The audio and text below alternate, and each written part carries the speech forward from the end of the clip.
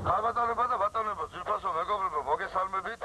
საქართველოს ანტისაოკუპაციო ეროვნულ-განმათავისუფლებელი მოძრაობის საქართველოს დეოკუპაციის ფრონტის ინიციატორთა დასის სახელით. ეს არის ჩვენი პირველი, ასე ვთქვათ, მშვიდობიანი მინი დემონსტრაცია და ბრიფინგი საქართველოში ნატოს სამოკავშირო ოფისის წინ. ჩვენ საქართველოს დეოკუპაციის ფრონტის ინიციატორთა დასი დიდი სიხარულით მივესალმებით საქართველოში ნატოს სამოკავშირო ოფისის გახსნას, იმიტომ რომ საქართველოში სწორედ ეროვნულ-განმათავისუფლებელი მოძრაობა იყო ის მოვლენა, რომელიც სოფლიოში ყველაზე ადრე, ჯერ კიდევ 23 წლის წინ გამოვიდა ნატოს აღმოსავლეთის გაფართოების იდეით და თავისთავად ითვალისწინებდა საქართველოს როგორც დამოუკიდებელი სახელმწიფოს გაწევრიანებას ნატოში სრულუფლებიანი ნამდვილი წევრი ქვეყნის სამხედრო პოლიტიკური მოკავშირის სტატუსით. Ჩვენიცით რომ საქართველოში რიგ სხვადასხვა თითიდან გამოწვეულ მიზეზთა გამო ბრკოლდება ნატოში გაწევრიანების პროცესი. არადა ნატოს ჩვენ უპირველეს ყოვლისა ვაფასებთ იმიტომ, რომ ნატოში მთავარი ღირებულება არის თავისუფლება, სამართლიანობა და დემოკრატია. და ნატოს ყველა წევრ სახელმწიფოს გვინდა შევახსენოთ, რომ ქართველმა ერმა უძველესი დროიდან მოყოლებული დღემდე მსოფლიოს არც ერთზე მეტად თუ არა ნაკლებად არ იბრძოლა თავისუფლებისათვის. სწორედ ქართველმა ერმა ბალტიის პირელ ერებთან ერთად ასწია მაღლა თავისუფლების დროშა და იმ რუსეთის უზარმაზარ იმპერიას არ შეუშინდა, რომელსაც ეხლაც უგურებენ კეთს ნატოში და ევროპაში გაწევრიანებული ზოგიერთი ქვეყნის მეძავი ადმინისტრაციები. ამიტომ ჩვენ მივატოვთ ნატოს, როცა იქნება ლისაბონის სამიტი, რომ კეთილი ინებონ და ყოველგვარი პირობების გარეშე თავისუფლების მოყვარე ქართველი ერის ღირსებას ჩვენ პატივი და უპირობო და დაუყოვნებლივ მიიღოს საქართველოს ნატოში. უდავიწყება ნატოს წევრ ქვეყნებს, რომ საქართველოს ღირსეული მონაწილეობა მიიღო როგორც ერაყის, ასევე ავღანეთის სამხედრო ექსპედიციაში და პრაქტიკულად საქართველოს აი ამ თავისი გმირული ნაბიჯით სწორედ თავისუფლებისათვის, სწორედ დემოკრატიისათვის გადაიკიდა მაჰმადიანური, ასე ვთქვათ, ორგანიზაციები და აგრესიული მოთხრები. ამიტომ ეს არის ჩვენს, ასე ვთქვათ, დღევანდელი მიმართვა, რომელსაც ჩვენ ჩავაბარებთ ნატოს თობის, სწორედ ეს არის, რომ ჩვენ მიმართოთ ნატოს უკანონო ყველა წევრ სახელმწიფოს მეთაურს, ლიდერს, მთავრობას, რითი არიან ქვეყნები, რომელსაც ყავს პრეზიდენტები, არიან ქვეყნები, სადაც პირველი პირები არიან პრემიერ-მინისტრები, მაგრამ ამას არავითარი მნიშვნელობა არ აქვს. ნატოში არ არსებობს არც ერთი სახელმწიფო, რომელსაც არ ყავდეს თავისი მთავრობა. აი ამ მიმართვას მე ესე იგი გაგაცნოთ, თუ შეკითხვა იქნება, ჩემი მეგობრები ყველაფერს გაგცემთ ერთად გაგცემთ პასუხს. საქართველოს ანტისაოკუპაციო ეროვნულ-განმათავისუფლებელი მოძრაობის საქართველოს დეოკუპაციის ფრონტის ინიციატორთა დასი მოგმართავთ ჩრდილოეთ ატლანტიკის ხელშეკრულების მეთაურებასთან მთავრობებს და მოგიწოდეთ თელის პრინციპულობით, რომ რაც შეიძლება სწრაფად დროის უმოკლეს ვადაში დადებითად გადაწყვიტოთ საქართველოს ნატოში გაწევრიანების საკითხი. საქართველომ და ქართველმა ერმა გმირულად იბრძოლა რუსეთის უზარმაზარი იმპერიის წინააღმდეგ და აღადგინა ეროვნული თავისუფლება და სახელმწიფოებრივი დამოუკიდებლობა. საქართველოში გუგულებდა მძლავრი ეროვნულ-განმათავისუფლებელი მოძრაობა, რომელმაც შეარყია და დაშალა ტოტალიტარული საბჭოთა იმპერია სხვა არაერთ უმნიშვნელოვანეს ისტორიულ მოვლენებთან ერთად. თავისუფლების მოყვარე ქართველმა ერმა დაიმსახურა იყოს ნატოს სამხედრო პოლიტიკური მოკავშირე, იყოს ნატოს სამხედრო პოლიტიკური ალიანსის სრულუფლებიანი ნამდვილი წევრი, ეროვნულ-განმათავისუფლებელი მოძრაობის სიახში დაიბადა სწორედ ნატოს აღმოსავლეთის გაფართოების იდეა ჯერ კიდევ 23 წლის წინ, როდესაც საქართველოს ეროვნულ-განმათავისუფლებელი მოძრაობა გამოვიდა ნატოში საქართველოს გაწევრიანების უმნიშვნელოვანესი სტრატეგიული იდეით. ქართველი ერის დიდი ეროვნული ღირსებისათვის შეურაცხყოფელია საქართველოს ნატოში გაწევრიანების პროცესის გაჭიანურება და დაბრკოლება. საქართველოს ხელისუფლების პოლიტიკის რიგ მანკიერებათა გამო ქართველი ერი არ უნდა იჩაგრებოდეს და საქართველო არ უნდა ბრკოლდებოდეს.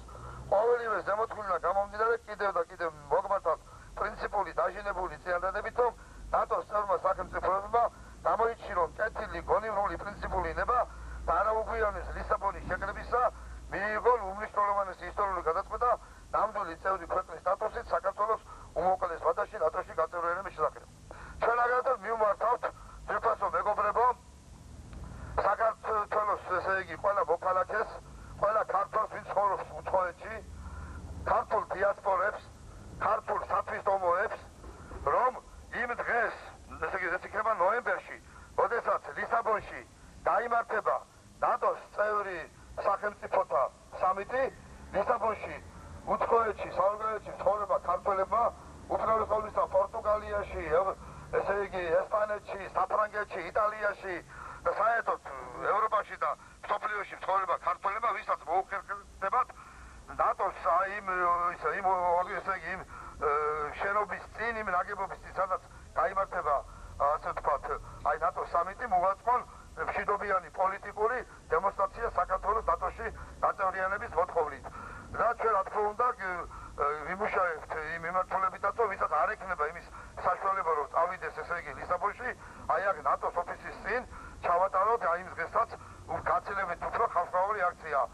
საქართველოში არ დარჩება არც ერთი ნატოს წევრი ქვეყნის საელჩო, რომლის წინაშე ჩვენ არ მოვაწყობთ ანალოგიურ აქციებს. ოღონდ ახლა რა თქმა უნდა ცოტა სხვანაირი ლაპარაკი გვექნება იმ ქვეყნებთან, რომლებიც არიან ნატოს წევრები და ამერიკის შეერთებული შტატებისგან განსხვავებით დააბრკოლეს სამარცხვინოდ საქართველოს ნატოში გაწევრიანების პროცესი და ბოდიში მომითხოვია და რუსეთის დაამპალ იმპერიას უგორებენ ყოჩს და შიშით წიან რუსეთის წინაშე მაშინ, როდესაც მცირერიცხოვანმა ქართველმა ერმა გამოვიჩინეთ არაერთხელ გმირული შემართება და ჩვენ არ შეგვეშინდა რუსეთის იმპერიის მაშინ, როდესაც რუსეთი იყო გაცილებით დიდი, გაცილებით ძლიერი, ვიდრე არის დღეს. მერთმა დალოცოს ნატოს ყველა წევრი ქვეყანა და შევთხოვ უფალ ღმერთს, რომ გაუხსნას გონება რუსეთის შიშით აკანკალებულ ნატოს ზოგიერთ წევრ სახელმწიფოს და დააჩქარონ საქართველოს ნატოში გაწევრიანების პროცესი. ყველა ტელევიზიას ჩავაგდებთ ძალიან მძიმე დღეში, ვინც ანტისაოკუპაციო ეროვნულ განმათავისუფლებელი მოძრაობის აქციებს არ გააშუქებს, იმიტომ რომ დღევანდელი ქართული პოლიტიკური სპექტრი წაბილწულია და წალეკილია რუსეთის აგენტურული ძალებით. დღევანდელი ოპოზიციის, ესე იგი, დიდი უმრავლესობა არის რუსეთის წინაშე სამარცხვინოდ დაჯგუფებული აგენტურული ძალები, რომლებიც თავს ჭრიან საქართველოს ეროვნულ ღირსებას და თმობენ იმას, ისი დათმობაც არ შეიძლება და იძლებიან იმას, ისი მიცემაც არ შეიძლება. ეს გაითვალისწინეთ, იმიტომ რომ საქართველოს მაინც გახდება ნატოს წევრი. ამერიკასთან კიდევ უფრო განვითარდება ჩვენი კავშირები.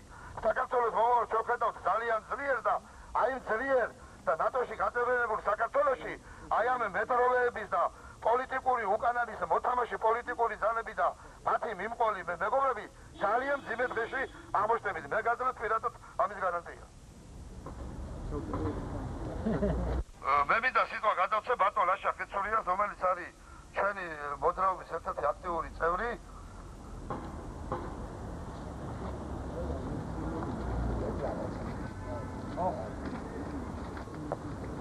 ის რომ საქართველოს უნდა გახდეს ნატოს, ის რომ საქართველოს ნატოს წევრი უნდა გახდეს, ეს არა მხოლოდ ოცნებაა ჩვენი, არამედ უკვე რეალობაა. შეიძლება ძალიან მალე შეიქმნას. ამ რეალობას ვინ შეეწინააღმდეგება, ის იქნება არა მხოლოდ საქართველოს სფერო, ის იქნება საერთო თავისუფლების და ადამიანის სფერო. აი ამის თქვა მინდოდა. მეგობრებო, ჩვენ ალბათ გუშინ ახავდით, რომ ქალბატონმა ჰილარი კლინტონმა როგორ ენერგიულად დაუჭირა მხარი ამიტიას და ამერიკის შეერთებულ შტატებს გინდა დიდი მადლობა გადაუხადოთ ქართველებისათვის სოლიდარობისა და დახმარების ხარდაჭერის გამო.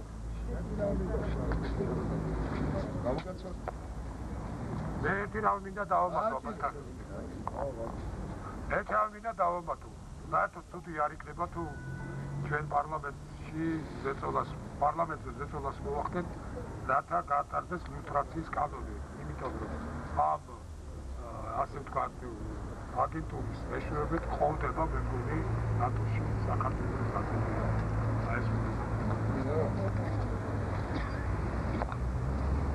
მე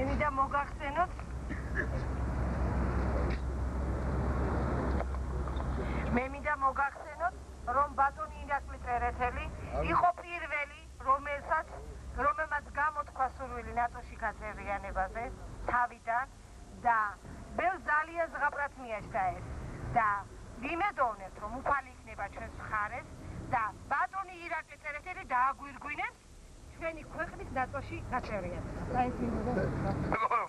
აგვირგვინებ მაგას, იმიტომ რომ ქვეყანას ყავს პრეზიდენტი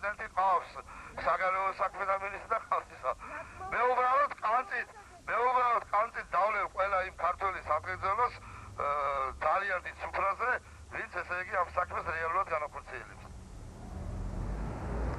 ბატონერები რა იყო აქციის მთავარი მოთხოვნა რა? აქციის მთავარი და ერთადერთი მოთხოვნა არის, რომ ლისაბონის სამიტი არ დაიშალოს ისე, რომ საქართველოს უპირობოდა დაუყოვნებლივ არ მიიღო ნატოში. ის რა გვინტერესებს პროცედურის შესახებ, პროცედურა როგორ ეს ანუ არის? ჩვენ მათი პროცედურა არ გვაინტერესებს რა. პროცედურა ასე რომ თუ რა პროცედურაზეა ლაპარაკი ქართული მერმა ამდენი სისხლი ყველა თავისუფლებისათვის და ჩვენი ღირსებისათვის არის შეურაცხყოფელი რომ ვინ არის ამერიკის გარდა ჩვენზე ღირსეული ნატოს წევრ სახელმწიფოთა და ჩვენ მით უმეტეს ყოფილი საბჭოთა რესპუბლიკები რომ მიიღება. აქ პროცედურა არ არის, აქ თავარია პრინციპია და უნდა იცოდეს ნატოს ზეწოლა გაგრძელდება მუდმივად. ჩვენ მეორე გეგმას ვაკეთებ პირდაპირ ხელშეკრულება ამერიკის შეერთებული შტატებთან და ჩვენ კი არ ვეხმეტებით იმას. ჩვენ კატეგორიულად მოვითხოვთ იმას, რაც გვეკუთვნის.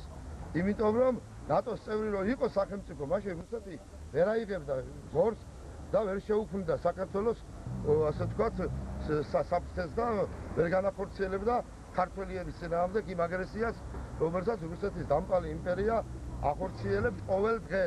ბატონო, თქვენ ახლა დამსახურების შესახებ აღნიშნეთ თქვენ აღნიშნეთ ერაყის და ავღანის ოპერაციები, რატომ უნდა მიიღოს საქართველოს ნატომ მალე? იმიტომ რომ საქართველოს არის თავისუფლების მოყვარე ქვეყანა და რუსეთთან დაპირისპირების გამო და ნატოსთან კაი ურთიერთობის გამო რუსეთი გადაგვეკიდა და ეხლა როგორ არის ეს მოკავშირეები თუ არიან მოკავშირეები და თუ არიან მეგობრები მე ეხლა უნდა დაგვეყვანოთ ეს იდიოტური ისო აქვს მოთხოვნა რომ რუსეთთან თუ დავალაგე ურთიერთობა და რუსეთი თუ დავიბრუნე სამაჩაბლო აფრაზეთი და რუსეთი თუ აქციე საქართველოს მეგობრად რაც ჩემს ფეხებაც მინდა ნატომ ასე შემთხვევაში ვით უმეტეს მას შემდეგ რაც ერთ-ერთი მინისტრი გაუთხოვდათ ბატონო, შეიძლება განსხვავებული მნიშვნელობის კონცეპტების ზონები